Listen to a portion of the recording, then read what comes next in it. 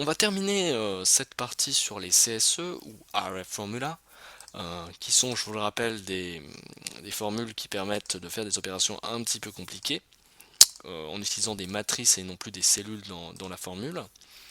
On va terminer donc cette partie avec une petite fonction qui peut vous être très utile, c'est la fonction transpose. Donc cette fonction va certainement être très facile à comprendre pour les personnes qui ont déjà manipulé des transposés de matrices en mathématiques. Pour les autres, ce n'est pas grave, hein. Il faut juste savoir que la transposée d'une matrice, c'est la matrice à laquelle on a appliqué une symétrie en fait par rapport à la diagonale. Donc la fonction transpose va nous permettre de faire ça très simplement. Ici on a une matrice avec les notes et les coefficients donc de 9 lignes et 3 colonnes. On va considérer une matrice de 9 colonnes et 3 lignes pour avoir sa transposée.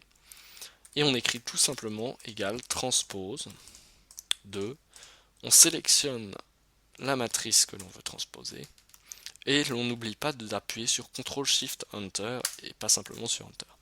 Et on obtient la transposée de la matrice. Donc pour ceux qui avaient du mal à comprendre ce que c'était que la transposée d'une matrice, vous voyez bien avec le résultat ce que c'est les lignes deviennent les colonnes deviennent les lignes, pour ainsi dire.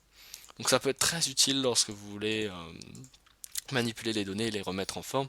C'est une fonction qui est extrêmement simple à utiliser et qui peut être vraiment très utile. Donc je vous ai montré comment utiliser la fonction transpose qui est une CSE, donc il ne faut pas oublier d'appuyer sur CTRL SHIFT ENTER pour évaluer la formule.